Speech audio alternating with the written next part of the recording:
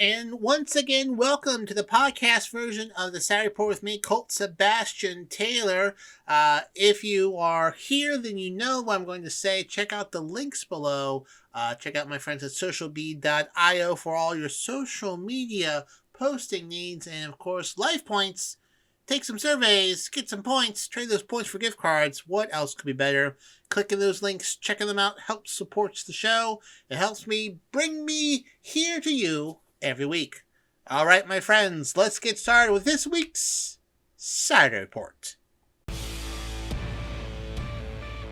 Now broadcasting from his hidden bunker and fully stocked bar, it is the Saturday Report with Colt Sebastian Taylor. Thank you and welcome once again, my friends, to the Saturday Report with me, Colt Sebastian Taylor, adventurer, entrepreneur, an amateur Supreme Court Justice financial advisor, and welcome to AWSM Radio, an independent, digital-only radio station that plays today's best music, old school classics, along with a rotating cast of all-star DJs. AWSM Radio focuses on mainstream artists, independent artists, along with a variety of interesting music and talk shows throughout the day. All we do is entertain, inspire, and inform. And my friends, I want to engage with you. I want you to be part of the conversation. So find me on the Twitter, on the Instagram, on the Facebook, on the Cameo, on the Twitch, on the Counter Social at Colt S. Taylor. You can, of course, catch all my new updates. I should really update that website, though, at ColtSebastianTaylor.com. And, of course, if you have missed this show, you can catch the podcast version at anchor.fm/Colt S. Taylor. All right, my friends, let's get started with this week's Saturday Report. First up this week, a few updates. First one, as you may remember from a previous broadcast, acclaimed actor Lance Reddick passed away suddenly just before the release of John Wick 4. And his cause of death is believed to be ischemic heart disease. He had coronary heart disease and passed away due to that. That was what was listed on the actor's death certificate. Also listed atherosclerotic coronary artery disease. Apparently, he is also to be cremated. He was only 60 years old. Passed away on March 17th. And he is slated to appear as Zeus in Disney Plus's Percy Jackson and the Olympians series. He was also said to have a major role in White Men Can't Jump remake with Sequoia Walls and Jack Harlow. And he was going to reprise his role in the John Wick spin-off film Ballerina, starring Ana de Armas. You may remember from the last, I believe, James Bond movie. So, unfortunately, passed away due to heart disease and whatnot. Also, did a lot of voiceover work, both in video games and animation. He was recently featured in the last season of Critical Role's The Legend of Vox Machina, which was very good. I enjoyed it. As a dragon. Very good voice, but very sad that he passed away. But according to the information released this week, it was due to heart disease and coronary heart disease related things, unfortunately. So, hey, watch a few good John Wick movies tonight. Also on The Wire. I think The Wire. The great Lance Reddick, unfortunately. In another update of a passing celebrity, the cause of death of Coolio, who passed away more than 6 months ago, quite suddenly, has been revealed to be an accidental overdose of fentanyl, heroin, and methamphetamine. According to various reports, he was 59 years old at the time. According to the coroner's report, he said he had cardiomyopathy, which is heart muscle disease, asthma, and recent phenylephrine use are listed as significant conditions. Phenylephrine is known as PCP or angel dust and is an illegal hallucinant. And it's often used as a recreational drug. He also had a decades-long cigarettes use and apparently had severe asthma. So all those combined unfortunately led to his untimely passing more than 6 months ago in Los Angeles, according to reports.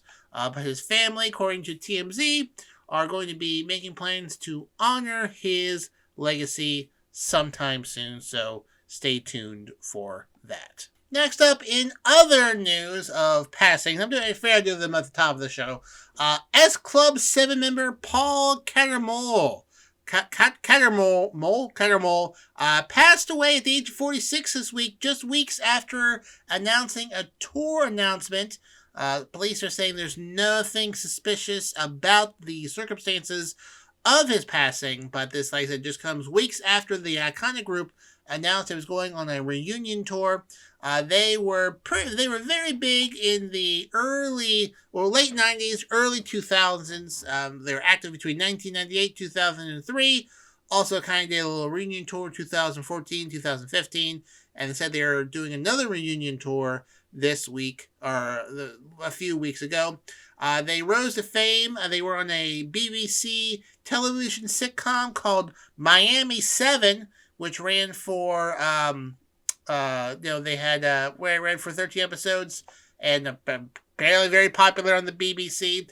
They had a US top 10 hit, the 2000 Never Had a Dream Come True, and if you are of a certain age, you will certainly know that song.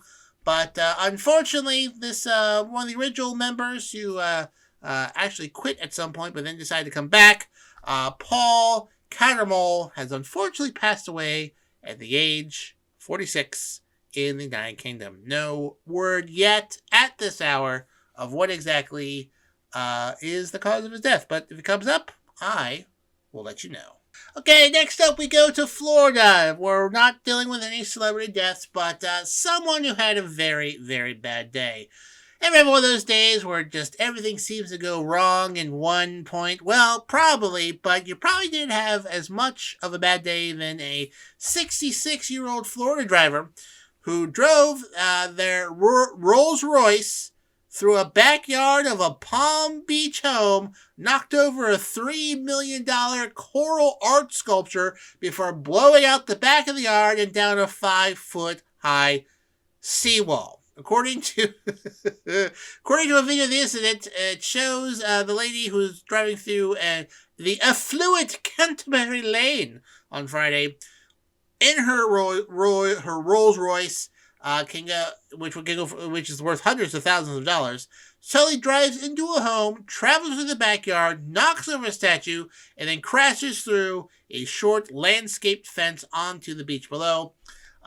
This shows there's a picture here of the car basically stuck up on this seawall by its bumper and just sort of hanging there. Fire and police had to come out to get her out of there, take her to the hospital, obviously. According to the statement from the homeowner, who has also not been identified, the destroyed coral statue was worth $3 million. You know, if I had $3 million, I wouldn't put it into a statue outside in Palm Beach, but so this guy is obviously loaded. So no word yet of there's being charges. If I had to guess, this lady probably had a medical emergency and just so happened to destroy $3.5 million worth of property. So if you've had a bad day this week or even today while you're listening, probably not as bad as this 66-year-old grandmother, just assuming, in Florida, who's ruined her car and probably whose insurance company is going to have to pay out a wee bit. Just a wee bit. Next up, my friends, we go to India, where I have many, many, many listeners, and thank you for listening. Well, guess what, India? You're getting an Apple Store. That's right, the very first Apple Store is going to be opening in Mumbai, India here pretty soon. They were going to do it in 2021, but you know what? What happened in 2021? What happened? Let's see here. The pandemic kind of derailed that altogether. The property is owned by Reliance Industries, a conglomerate of Indian tycoon Mukesh Ambani, I hope I'm saying that right. The statement released by him, it says, "Hello, Mumbai." According to the statement, the company released a photo of its brand new board-up storefront located at Geo World Drive Mall, which, obviously I don't know where that is, but I hear it's fantastic. Apple preparing to open up the first physical store in India in the commercial and financial hub of the country in this particular city. A note outside the store said it would be arriving soon, but there is no official opening date. The launch comes more than 20 years after the California giant first entered the Indian market through third-party sellers. For years, Apple and other foreign retailers were restricted from setting up physical stores in the country unless 30% of the raw materials for their products came locally, forcing them to rely on local partners. However, in 2019, the Indian government relaxed some investment rules, allowing Apple to set up shop in India. In 2020, they launched an online store in India, allowing customers to buy its products also, for the first time, in even customize certain devices. CEO Tim Cook had previously pointed to the importance of starting its own retail network in the country, saying, "I don't want somebody else to run the brand for us." The company has also been ramping up manufacturing in India. It increases exports from the country significantly last year. The number of iPhones made and shipped from India was up 65% in 2022 compared to previous years, according to information from Counterpoint Research. Apple first began making iPhones in 2017, but in recent months they have been expanding production after suffering severe supply chain snags in China, which accounts for the bulk of its smartphone manufacturing. Two of Apple's top contract manufacturers, Foxconn and Winston, were the fastest growing manufacturers in India during the last quarter of 2022, according to, again, Counterpoint Research. Last month, according to CEO of Foxconn, Young Liu, spent a week in the country and met the Prime Minister Modi to discuss various business deals. So, looks like India is ramping things up. Looks like Apple is ramping things up in India. India is a huge market for Apple. Over 1 billion people who live there, for those who know how countries work. So, looks like, if you live in India, you can now go to a physical Apple store, and I would only imagine they'll be opening up more in India in the time soon. Now, as someone who lives in the United States and has experience in Apple stores, let me give you a little piece of advice there, India. It can be rather annoying to go to an Apple store. You need to make appointments, and there's like a Genius Bar, and there's a lot of people playing with stuff and whatnot. It's always crowded. So, it's great to do it in person, but, I personally like ordering things online because I don't have to deal with the crowds at an Apple store. So, like, the first month this store is open, it's going to be a nightmare to try to get in there. So, but maybe even longer. Hopefully they have the capacity there to handle the crowds that'll come to the physical Apple store. But, yeah, we'll see. But anyways, congratulations, India. You're getting your very own Apple store. I hope you find it less annoying than I do when I have to go to one. Continuing with India, do you want something that India already had before Apple decided to come there and open a physical store? They had my pal DC, that's right. DC is our in-house DJ, mixing up every Friday night at 9 p.m. You don't want to miss out while he smashes it on the ones and twos, kicking the beats from awful South Florida every week. And then on Saturdays, it's DC House Party Saturdays, where DC brings his freestyling DJ to the max. House Party Saturdays, my friends, will give you all the Miami vibe without actually having to be down there. From the top clubs to the bars, DC will bring the party to you. That's Saturdays at 10 p.m. and then Sundays at 10 p.m. It's DC live in effect again. So just to review the opportunities to check out my pal DC, it's DC live in effect, 9 p.m. Friday. DC House Party Saturdays at 10 p.m. And then DC live in effect again, Sundays at 10 p.m., only here, my friends, on AWSM Radio. Next up, my friends, we go to the fast-moving world of business and laws. That's right. It turns out Sweetgreen has been sued by Chipotle. Why, you ask? Why were they sued by this fast food giant with questionably good tacos? Well, Sweetgreen recently put on their menu a Chipotle burrito bowl, and Chipotle decided to sue them. Chipotle is a smoked jalapeno pepper and basically a mainstay of Chipotle Mexican Grill, which was founded in 1993. It's one of the largest restaurant chains. They are 400 restaurants in California alone, where Sweetgreen is also headquartered, as well as Chipotle. Sweetgreen introduced its tastier alternative to your lunch rotation, quote-unquote, burrito bowl on March 30th. Chipotle complained that the item was made with, quote, very similar ingredients to its similarly marketed dish, including chicken, a grain base, such as rice, black beans, and salsa. Sweetgreen told TMZ that it responded to a cease and desist order, but the lawsuit had already been filed for them to stop. But they decided they're going to be changing that now to the chicken plus Chipotle pepper bowl instead of calling it a Chipotle burrito bowl. According to Emily Poehler, which is a Brooklyn-based legal practice that litigates intellectual properties, said that Sweetgreen likely did the math and figured that rebranding its burrito bowl made more sense than going to court. Quote, my educated guess is that Sweetgreen decided to change the name because, from the social media post Chipotle included in its complaint, people were getting confused, and customer confusion is central to a lawsuit for trademark infringement. I'd also guess that Sweetgreen decided that it wasn't worth getting into a protracted legal battle, and the better course was just to change the name before they spent any more money promoting the new bowl. The Chipotle could continue its lawsuit despite the name change, according to this expert, but suspects the settlement will likely be reached rather quickly. Sweetgreen told the Daily News that the matter was nearly settled in a statement released by Sweetgreen. Quote, in order to focus on the business and continuing to serve our guests without distraction, we've decided to rename our bowl to the Chicken plus Chipotle Pepper Bowl as part of a tentative agreement to resolve the lawsuit.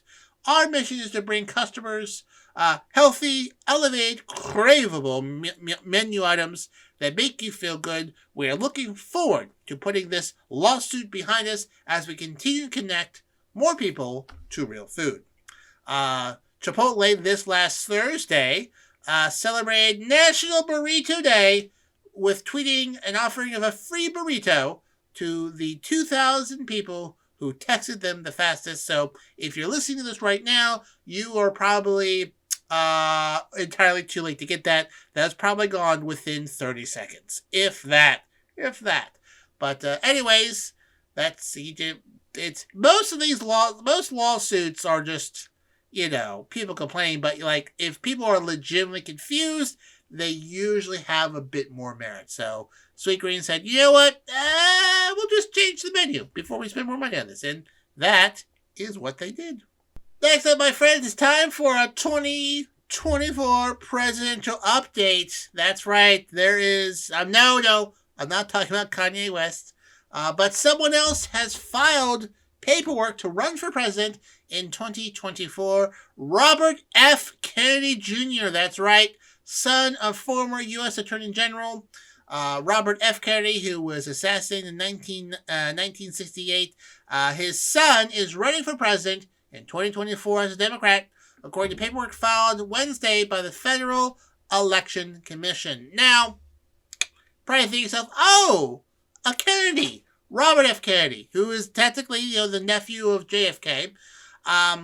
He is the second Democrat to officially enter the race after self-help guru Marianne Williamson launched her second White House bid. That was that witch, gypsy, fortune teller lady who was going to use good vibes to defeat Trump last time. Yeah, that lady. She's officially going at it again.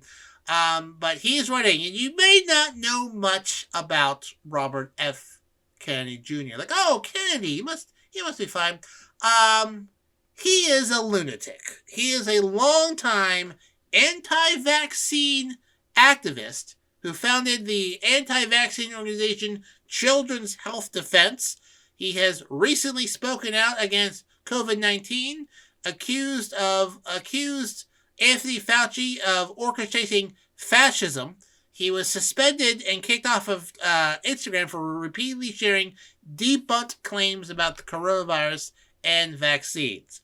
This man is a walking public health hazard and a lunatic. Listen, my friends, I know some people out there may not trust vaccines, and I understand where you're coming from. It is certainly difficult to live through life being an idiot. Listen, there are plenty of things I'm dumb about, but I have educated myself. If you have, quote-unquote, done your research, and your research includes debunked lunatic claims from Robert F. Kennedy Jr., you know what? Just log off, get yourself on Netflix, and enjoy another fantasy movie because you are insane. So, according to tweet he put out last month, he says, if I run, my top priority will be to end the corrupt merger between state and corporate power that has ruined our economy, shattered the middle class, polluted our landscapes and waters, poisoned our children, and robbed us of our freedoms. Which, is fine if he wasn't an anti-vax lunatic. So, I don't know how he is going. They're widely considered to be long shots for the Democratic nomination. I'm sure he'll get some votes from rich suburban families that feed their children, crushed seed oil and, make their own suntan lotion and, compose their own human waste so they can plant their own gardens. I'm sure he will get those votes. Be tough between the which, but I'm sure he'll get some of those votes. But still, unlikely that he's going to get much traction from anyone. Even his own family is like, ugh, yeah, we love Uncle Rob here, but yeah, he's kind of a vaccine wackadoo. But yeah. So he's officially running for president. I'm sure he'll get plenty of money from anti-vaxxers. But yeah. So he's going. Also officially announced, obviously, Donald Trump. So just to review, who is currently running for the president of the United States right now. Obviously, Joe Biden is the current president. He is not officially announced, but he's widely expected to seek out a second term. The Democrat Party officially running Marianne Williamson, founder of Project Angel Food, and Robert F. Kennedy Jr. Okay. On the Republican side, obviously you got Donald Trump, Nikki Haley, former ambassador to the United Nations, Asa Hutchinson. Who's that, you ask? Well, he is the former governor of Arkansas, who has come out against. He's been pushing a bit back against Trump, saying this guy's crazy. We don't need him. And then there is Vivek Ramaswamy, 37, executive chairman of Strive Asset Management. He is the libertarian aspect fellow of that. I've seen some of his work. Not a fan. But those are the only folks officially running for the Democrat, Republican, respectively. Of course, you got the Libertarian Party. There are 4 people running for the Libertarian Party. You've got Mike Termat, police officer. Lars Mapstead, president of FUPA Games. Don't know who that is. Chase Oliver, the chairman of the Atlanta Libertarian Party from 2016 to 2017, nominee for U.S. Senator in Georgia in 2022. And I think, I think you got to go like 2%. And of course, I think the runaway winner for the Libertarian Party, Joe Exotica. Yes, Joe Exotica from the Tiger King series, currently in jail. Former owner of the Greater Wynwood Exotic Animal Park, ran for president in 2016. Candidate for the governor of Oklahoma in 2018, currently in jail, but he's running for president as well. Other potential candidates poking around: Tulsi Gabbard, former Hawaiian representative; Howie Hawkins, Green Party nominee in 2020; Larry Hogan, former governor of Maryland, whose chief of staff was just killed in an FBI shootout. I'll get to that shortly. And then Joe Manchin, West Virginia senator, and very, very right-leaning West Virginia senator. So that is your 2024 presidential update. That's right. We've got Joe Exotica, anti-vaxxers, and a witch, all officially running for president. Oh, also, the guy who tried to overturn the last election, too. Moving along and just touching on what I recently mentioned in the previous story, the former chief of staff for Governor Larry Hogan, chief of staff being one of the most important positions in a government, the air traffic control of getting stuff understood and whatnot. Larry Hogan being a very popular moderate Republican governor. His name is Roy McGrath. He was killed last week during arrest by the FBI in Knoxville, Tennessee, in some sort of shooting incident. Not clear whether it was a shootout or a self-inflicted gunshot, but he's dead, apparently. According to the FBI statement, quote, "The FBI reviews every shooting incident involving an FBI special agent. We review carefully, examine the circumstances of the shooting, collect all relevant evidence from the scene. As the review remains ongoing, I cannot comment further at this time. Only to comment, Mr. McGrath was transported to the hospital last evening and succumbed to his injuries." According, he was found in Tennessee. They were tracking his cell phone. He was supposed to be in federal court on March 13th to face a 8-count federal indictment, including wire fraud. Didn't show up. He was accused of securing over $230,000 severance payment, equal to 1 year's salary, as head of the Maryland Environmental Service, and faced fraud and embezzlement charges for roughly $170,000 in expenses. According to his attorney, quote, "The FBI has confirmed that Roy succumbed to his injuries inflicted earlier this evening. It is tragic ending to the past 3 weeks of uncertainty. It's important for me to stress that Roy never wavered about his innocence." The arrest happened days after Larry Hogan expressed his support for the FBI and the U.S. Marshals Services to track down McGrath. McGrath had served for Hogan's chief of staff for less than 3 months and resigned after he was indicted in 2021 that he misled officials to obtain a huge severance package from the Maryland Environmental Service, where he served as executive director prior to his time on Hogan's staff. His resignation amid allegation was part, according to this story, of a disintegration in relationship between two men.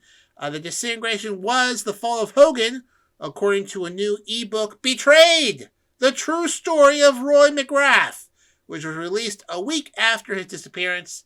The book depicts McGrath as a man who worked hard and had no record of wrongdoing in his lifetime. So I guess he was indicating he was set up. Was he? I'm sure investigations will find out, but I don't know. It certainly doesn't look great for him at the moment.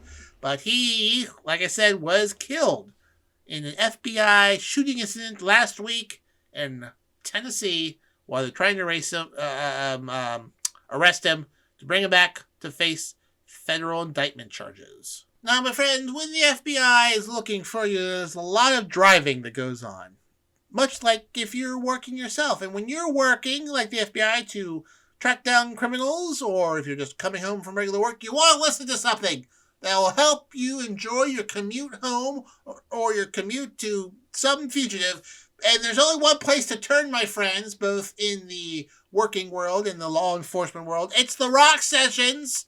The Rock Sessions is our drive time show here on AWSM Radio, making sure that your evening commute home is fun, featuring the hottest music on the charts and some other surprises in between. She will make it rock style, Monday through Friday, 5 p.m. to 7 p.m., only here, my friends, on AWSM Radio. Next up, my friends, listen, it is Easter weekend, and you know it is a very special time of year. What is that time of year? I'm talking about him. Uncle Sam! It's tax season. Taxes are due next weekend, my friends.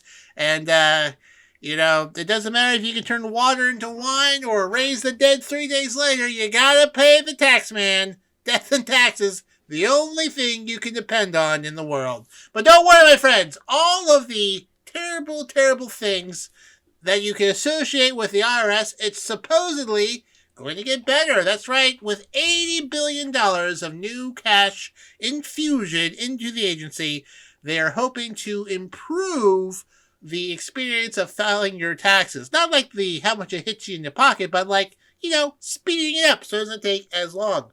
According to the newly nominated director, said, quote, this is our moment in history to transform the IRS. We have a great deal of work ahead of us to ensure a more modern, high-performance IRS that provides world-class service to taxpayers. They plan to improve long wait times, add more IRS staff to locations to provide in-person service, expand online accounts, so that taxpayers and professionals will be able to address tax issues through electronic means instead of having to mail every goddamn thing that they have to send out. So, and also, just for my right-leaning friends out there who think they're hiring 80,000 or 5,000 IRS people to hunt down the middle class and get money from them, well, some of them are going to be finding people who don't pay their taxes, true, but you may not be able to perceive this, but as years go on, people retire, and those people need to be replaced. Like if you want the IRS to run quickly and run efficiently, they need people to do things. You want a simpler tax code? Well, my friends, then you should really dislike special interest groups that have carved out all these exceptions and whatnot, and super PACs. Oh, you don't because you want your conservative judges? Well, then that's why the IRS works the way it works, okay? Sorry to my right-leaning friends who have, I would imagine by now, have stopped listening to me. But hey, if you're still there, may the good IRS Lord bless you. Anyways, so taxes are due next week, the Friday the 15th. I mean, the 15th is a Saturday, so it's technically, they knocked it back to the 17th. I think the 17th or the 18th. But anyways, April 15th is generally considered to be tax day every day, every year. Also, I believe that's also when they do the Boston Marathon. I believe they do that on the 15th as well. Do they? I don't know. It's right around then too. That day, opening day. The Boston Marathon is April 17th, and I think taxes are due April 17th as well. And opening day for baseball is right around there as well. So it's like, it's a whole weekend thing. Anyways, if you haven't started your taxes, well, golly, you got a week to do them. You best go and do them. Also, friends, if you're like me, who brings in dozens of dollars via other self-employed actions, estimated taxes are due too. Yeah, estimated taxes. Estimated taxes are a real bummer, especially if you forget to pay them all year and you find yourself owing $15,000. Not that it's happened to me, but I know a few people it has happened to. So anyways, taxes is coming. Hopefully it'll be easier next year when they get their money. And you want a well-funded IRS. Because when something doesn't work right, you're going to want them to figure it out. I believe they still have tax returns from 2021 that they haven't processed yet. Why? Because they don't have enough people to process them. And these are very complicated tax returns. So during the pandemic, it took me about 15 months to get my tax refund sent to me. And it was such a awful experience that I decided from going forward that if the government ever owes me money, you know what, just put that in next year's taxes. I don't want to deal with that. Don't want to wait for the money. Just, there you go. Although on a plus side, when I was having my tax issues, I contacted my local representative. Very responsive. So, you know what? If you write your representative a nice, respectful letter with details, they assign it to an intern who wants to prove themselves, will get stuff done for you. So, anyways, have a lovely Easter weekend, and after you get that last piece of ham down your gullet, you may want to check your W-2s again. Just a suggestion. Next, my friends, we go to the gaming world, where the creator of the Settlers of Catan, Klaus Tuber, passed away at the age of 70. Also known as Catan. It's a board game that is super nerdy. Despite me being a bit of a nerd, enjoying, the occasional streaming and Dungeons & Dragons, never played it, don't understand how it works, but hugely popular in the game boarding community, so to speak. Like I said, passed away at the age of 70 after a brief illness, the family announced this week. It was first launched in 1995 and has sold more than tens of millions of copies and is available in 40 languages. There's a bunch of different spin-offs, new editions, special editions, an electronic version, and various other of parallel products associated with the game. Catan Studio, which develops and publishes the game, wrote on social media that Tuber's legacy will inspire and shape the gaming community for years. He was born in June 1952 in the German town of Rheinbach.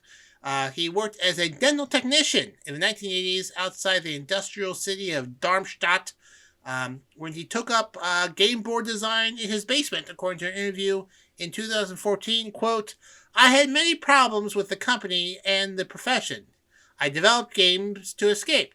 This was my own world I created." He felt like he could make a game and use it to feed his family and himself. Eventually, the game became a family business. In the game, as I understand how it works, you control a settlement and you try to get resources and you claim hexes, and then you get victory points, and then you somehow win, I guess. I literally have never played it. If someone wanted to show me, I'd be more than willing to give it a shot, but I don't quite understand how it works. But it's apparently immensely popular. So I'm sure if I got a better understanding of it, I would probably get really obsessed with it, like I did with Dungeons & Dragons. But anyways, the creator of Catan, also known as the Settlers of Catan, Klaus Tuber, has passed away this week at the age of 70. My friends, we may not have a show here on AWSM Radio that specializes on tabletop gaming, but we do have one that specializes on real-world gaming, some sports shows. That's right, my friends. Wednesday nights at 9 p.m., it's To the Rack with Mac. You want to come here to listen to NBA expert Mac Daddy for all things basketball. He brings you a full hour of high-flying hoops expertise. And then at 10 p.m., it's What's Going On. What's Going On is our Fox Sports affiliate show, provide listeners with over 150 years of combined sports knowledge. Host Nate Brown and his crew have been a staple of Western New York sports for the past 2 decades. And guess what, Bubba? They're taking their show national, and we've got them here Wednesdays at 10 p.m. So Wednesdays, 9 p.m., To the Rack with Mac. Wednesdays, 10 p.m., What's Going On? Only here, my friends, on AWSM Radio. Well, my friends, before we leave here today, I want to tell you to go check out my friends at socialbee.io or socialbee.com. They are a social media management system that I use to keep all of my social media channels organized, the Twitter, the Facebook, the Instagram, the etc. Check them out. Get a free 14-day free trial. No credit card, no special passwords for me. Just check them out. Tell them that Colt Sebastian Taylor sent you. They are great folks to use. I use them. You should check out socialbee.io. And with that plug, my friends, we have come to the end of this week's Saturday Report with me, Colt Sebastian Taylor. Thank you so much for joining me here today. Remember, you can find me on the Twitter, on the Facebook, on the Instagram, on the Counter Social, on Cameo, on Twitch, all of these places at Colt S. Taylor. And my friends, you can catch me on ColtSebastianTaylor.com and catch up on all past episodes at Anchor.fm/ColtSTaylor. Alright, until next time, my friends, I am Colt Sebastian Taylor, and I'll see you later. And once again, thank you so much for checking out the Saturday Report with me, Colt Sebastian Taylor, the podcast version of this show here on your podcast listening device or subscription or wherever you're hearing me. Really appreciate it. Check out the links below, socialbee.io, for all your social media management needs. 14-day free trial, no credit cards, no passwords needed, just check it out. And of course, life points, where you can take some surveys, earn some points, and trade those points in for gift cards. Pretty good deal.